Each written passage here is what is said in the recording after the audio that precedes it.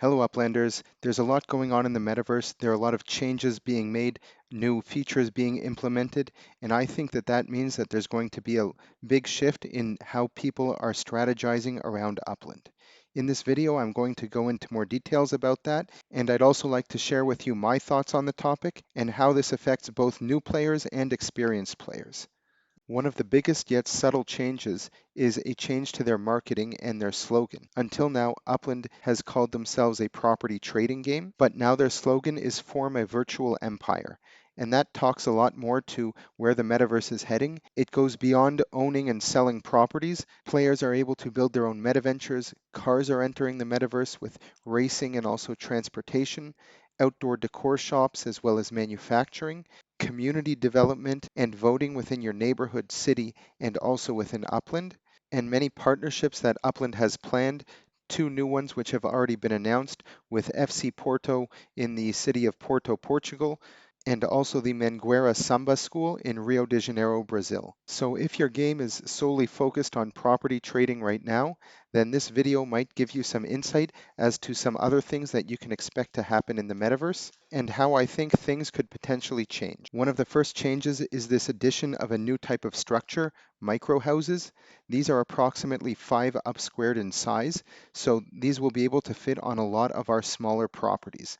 This is something that the community has been asking for, where there are lots and lots of properties. People until now have been unable to build on them. These structures are purely houses, so you will not be able to open a meta venture in them, but if you're just looking to use it as a living unit, it's a very fast way of building a structure, and it takes only 500 spark hours, which is almost half of the next smallest structure. These faster builds will be much more beneficial to some of the newer players who might not have a lot of spark.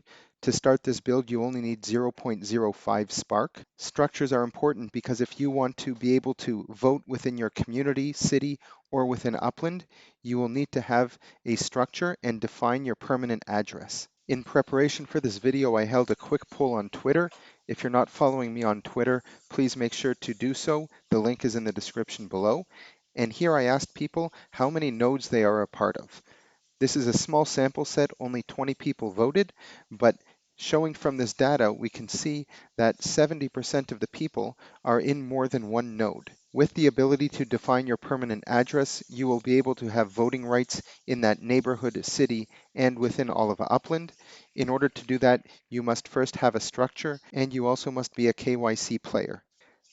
After defining your permanent residence, you will get a very cool profile picture like this that you can share on social media. To all those people who are part of multiple nodes, you can only have a permanent residence in one location, so you're going to have to make a decision which is your preferred neighborhood. It is possible to change your permanent residence.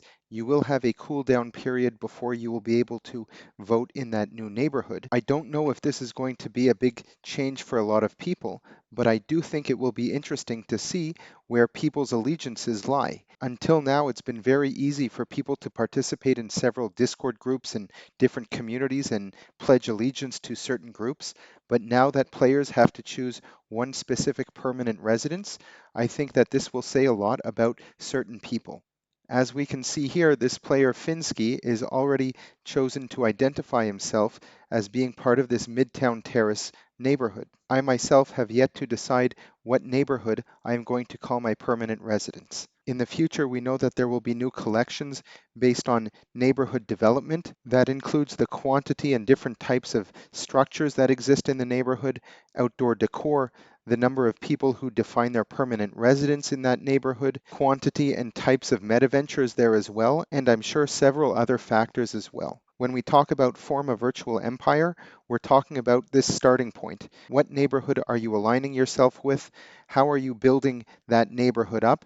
And how are you contributing to the growth and community within that specific neighborhood? It's no longer just about having properties in a specific neighborhood or even having buildings on them. Now we're talking about how are you going to convince people to choose one property in that neighborhood to call that your home in Upland. Enabling players to build these small structures, not only on small properties, but even on larger properties, will lower the barrier of entry into some of these neighborhoods. The next major change that I think has happened in Upland that not only pertains to new players, but also to more experienced players, are the new restrictions regarding FSA properties, where the biggest one is that players can only mint 3 FSA properties each day. First and foremost, I think that this creates a situation where new players have an equal opportunity at minting some of these properties. Until now, I have been coaching new players and instructing them to mint as many FSA properties as they can during new city releases.